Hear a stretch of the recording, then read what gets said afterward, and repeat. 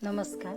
आज आपण डोशासोबत खायला कांद्याची चटणी करत आहोत. एका तव्यामध्ये 2 चमचे तेल घालून उभे 4 चिरलेले कांदे परतायला घेतलेले आहेत. ते चांगले परतून घ्यायचे आणि लवकर परतून होण्यासाठी, कांदा नरम होण्यासाठी आपल्याला आवश्यकतेनुसार मीठ घालायचे आहे.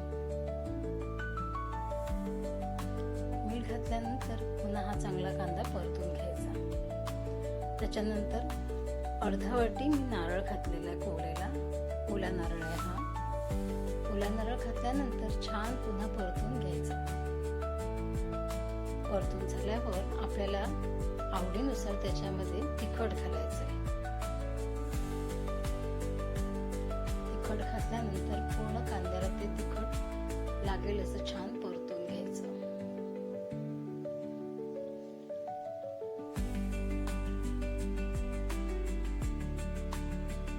छान आपला कांदा परतून होत आहे. त्याच्यामध्ये थोडीशी चवीनुसार चिंच घातलेली आहे.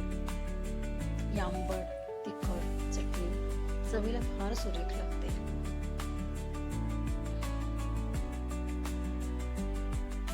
छान आता कांदा परतून झालेला आहे. हा परतून झालेला कांदा आपण गार करायला तर ठेवून देऊ. एक 10 ते 15 मिनिटांनंतर हा कांदा छान गार होईल.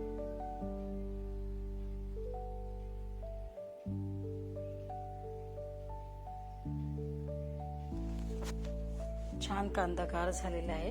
आता आपण तो मिक्सर मध्ये वाटून घेऊ. आपली डोशासोबत खाण्याची कांद्याची चटणी तयार. गरम गरम डोसा बनवलेला आहे आणि गरम गरम डोशासोबत कांद्याची चटणी. हा माझा व्हिडिओ तुम्हाला कसा वाटला हे नक्की कमेंट बॉक्समध्ये, माझी ही रेसिपी तुम्हाला कशी वाटली नक्की कमेंट करा. माझ्या चॅनलवरती व्हिडिओ आवडत असतील नक्की शेअर करा, सबस्क्राईब करा, लाईक करा.